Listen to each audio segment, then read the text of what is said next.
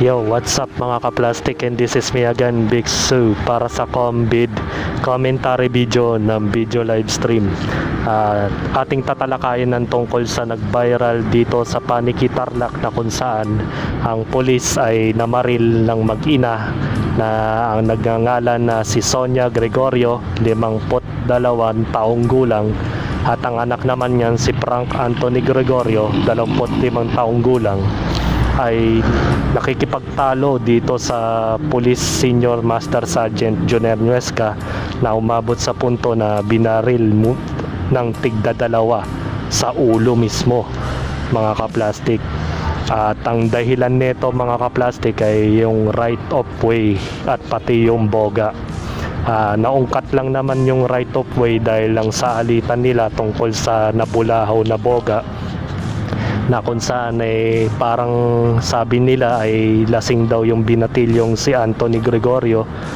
Pero sa puntong ito, dapat hindi na niya pinatulan pa, at siguro itong pulis na to napaka power trip, at manang-mana sa kanya itong anak niya, tong babae, na talagang nakikipagsagutan din siya sa biktima, na wala na rin siyang pinapakitang galang sa mismong ina ni Anthony Gregorio na si Sonia, na kung paano nila sinagot-sagot at sinabihan niya na ang tatay daw niya ay pulis, kaya ganun. At same time, maraming siyang sinabi, mga ka-plastic, at ipapakita ko sa inyo, mga ka-plastic, ang mga sinabi niya. At ito yung nag-hashtag sa Twitter, mga ka-plastic, at ito yung mga nasabi niya. My father is a policeman. Yan ang sinabi niya sa video na yon, mga ka-plastic. Kaya nakakalungkot isipin na sasabihin mo yon sa harapan ng biktima na tatay mo pulis, kaya nagtatapang-tapangan yung bata. Dahil ikaw ba naman pag may tatay kang pulis, power trip ka na nag-alitan lang to sa boga, tapos naungkat na sa lupa, sa away lupa, na bagamat ang away lupa ay typical na nagiging alitan ng mga probinsyano yan sa mga karatig probinsya, yung away lupa. Kapag lumampas ka lang ng kahit 1 pulgada sa property ng isa, ay magkakaaway-away na. Bagamat itong issue na to na away lupa ng magkabilang panig ay na ano na to na settle na to sa barangay. Akala na nila siguro ay nalampasan na nila itong issue na to. Yung pala, nakahanap lang sila ng butas sa pamilyang Gregorio, na yun, inungkat nila yung mismong point ng alitan nila, na parang ginawa nilang way yung boga, na kung tutusin ng PBC ay hindi naman mapanganib yun, nakakabulaho nga lang. Kasi sa pagkakaisip ko lang sa mga ganito, ay mayroon ding konting pagkakamali si Anthony Gregorio. Hindi ko naman sa sinisisi si Anthony Gregorio na pumanaw, na nagpaputok siya sa araw na yon kung bakit nagkaroon ng komosyon o away sa pagitan nilang dalawa ng pulis. Kaya ganun. Kumbaga, kundi sana siya nagpaputok sa tapat ng bahay, o sa kahit siguro hindi sa tapat ng bahay, mga ka-plastic, siguro narinig to ng pulis, mga ka-plastic. Kaya ito, kung nakalagay dito sa article ng Netizen Express Online na narinig daw ng pulis, kasi magkapitbahay nga sila. Siguro mga ilang metro lang ang layo ng bahay nila sa bahay ng biktima. Kaya ito, nagpunta yung pulis sa bahay at kinompronta yung at umabot sa komosyon at sigawan na palitan ng masasakit na salita. Yun nga, naungkat yung kwento nila about dun sa lupa, yung right of way kung tawagin, at nagsisisi na raw yung suspect sa kinakaharap niya, at humarap na daw ito sa korte, mga ka-plastic. Pero kung akong tatanungin, mga ka-plastic, di na dapat to hinarap sa korte. Kasi kung harapin pa sa korte, obvious naman matibay ang ebidensya ng camera na kinunan ng mga kasama na yung biktima, na bagamat nakakayamot lang isipin na kailangan pang idaan sa korte, na obvious naman na pumatay yung tao.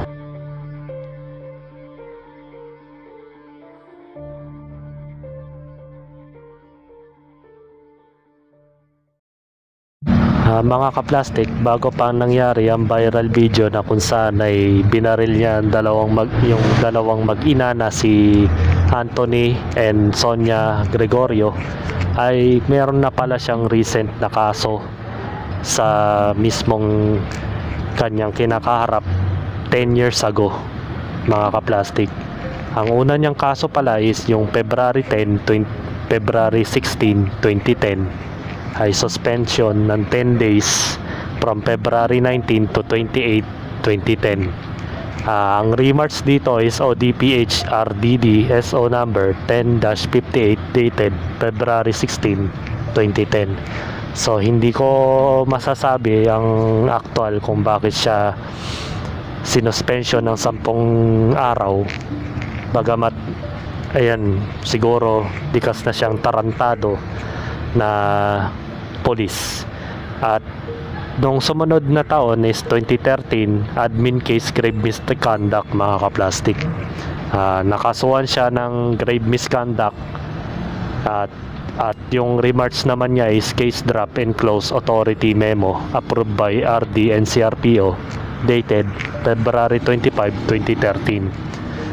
Napakakupal na pala nito ni Nuesca nung panahon na yon, dahil 10 years ago nagsimula na siyang magpasikat bilang isang power trip na pulis, and the next couple of years 2014 ay ang kaso naman niya is less grave neglect of duty at refusing to drug test and leaving the testing area without permission or clearance from the NAPOLCOM inspectors on April 8, 2014 about 3 p.m. Mga kaplastik, ay bigla niyang tinakasan o umalis siya na covered pala siya ng drug test ng mga araw na yon, at ang nangyari ay ganito ang ginawa niya.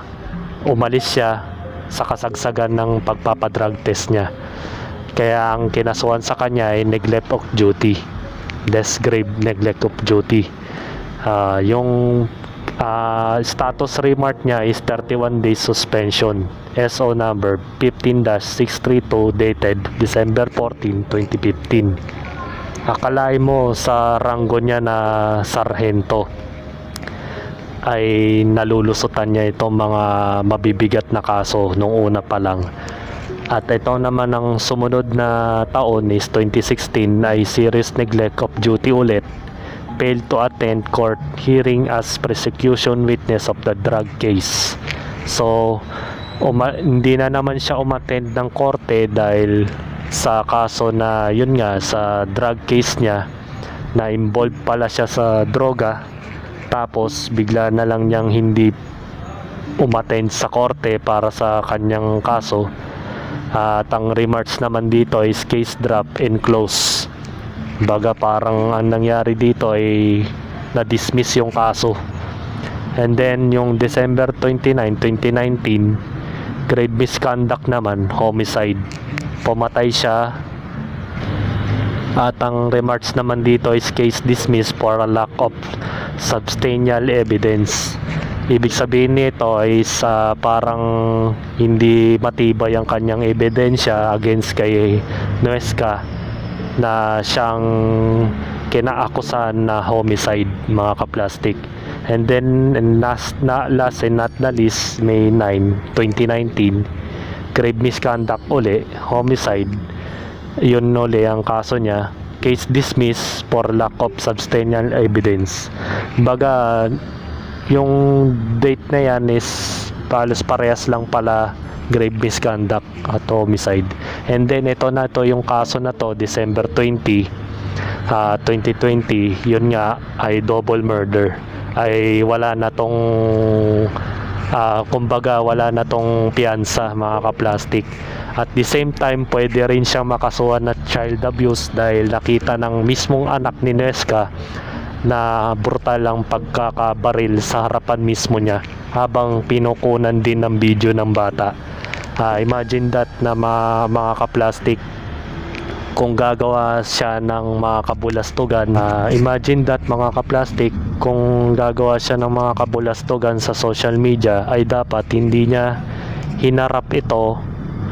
Yan, yung bata mismo mga ka-plastic ay nakita mismo ng anak ni Nuesca ang aktual na pagpatay dun sa dalawang biktima. At nakakalungkot isipin na ganyan pala si Nuesca sa mga tao dun sa Paniki Tarlac. Kaya mga ka-plastic, hindi lang yan pala ang kanyang atraso sa korte o sa hukuman. Nadidismiss lang dahil kakulangan ng ebidensya o hindi matibay ang kanyang ebidensya, kaya nalulusutan niya tong mga Kaya minsan dapat sa pag-a-apply ng pagiging pulis mga ka-plastic, dapat ay pagtingin nila na ang screening sa pag-a-apply ng pulis para sa gayon malaman natin kung karapat dapat silang ilagay dyan sa pwesto. Dapat mas paigtingin nila yung neuropsychological test para sa gayon ay yung mga kagaya ni Nuesca na dedemo-demonyo ay sa atmosphere ng kapitbahay nila ay hindi niya gagamitin ang posisyon niya para manakot ng kapwa mga ka-plastic. Kaya ito ay babala sa mga kagaya ni Nuesca na sana kung gagawa kayo ng power trip bilang isang pulis ay huwag nyo nang gagawin pa dahil alam nyo na ang kaantungan ninyo. Wala nang piyansa ang ganitong sistema. At sana Pangulong Duterte ay balik mo na ang death penalty nang sa gayon ay matuldukan na itong mga ganitong klaseng insidente. Dahil nakakatakot nga naman na ang pulis pag-alagala sa daan tapos ganito ang attitude. Kaya sana mga ka-plastic, maging vigilante tayo sa mga nakikita natin. Pag may mga ganitong insidente mga ka-plastic ay mariin ninyong tawagan ng mga pinakamalapit na police station para hindi na umabot sa punto na makakapatay pa tong taong to. Dahil kung pababayaan nyo lang dahil natatakot kayo o kukunan nyo lang ng video, isipin nyo na lang antong dalawang taong to na isang halimbawa na pinatay ng isang pulis. At ang nakakainis lang dito ay ginagamit ng mga against sa administrasyon Duterte. Ang pulis daw ay terorista at produkto daw ng administrasyong Duterte. Sana yung mga nag-iisip ng ganyang tao ay huwag ninyong gamitin itong dahilan para lang masira ang Pangulo. Bagkus magtulungan tayo na wala nang dapat na palakasan regarding sa pag-a-apply ng pulis. Wala nang connection para magkaroon ng dumaan sa proseso para talagang karapat dapat na maging pulis. At yun lang naman ang aking opinion mga ka-plastic. Kaya hanggang dito na lang mga ka-plastic. And this is me again, Big Su, na nagsasabing ang mga plastic ay matagal mabulok dahil ang mga plastic ay toxic. Kaya what's up mga ka-plastic? And this is Combid commentary video ng Video Livestream signing out. Alright mga ka-plastic, kung nagustuhan nyo ang aking video, i-subscribe nyo lang ang aking channel. At the same time, i-hit nyo rin ang notification bell at yung all para ma-notify kayo sa aking susunod ko pang video sa aking YouTube channel. Maraming salamat po mga ka-plastic.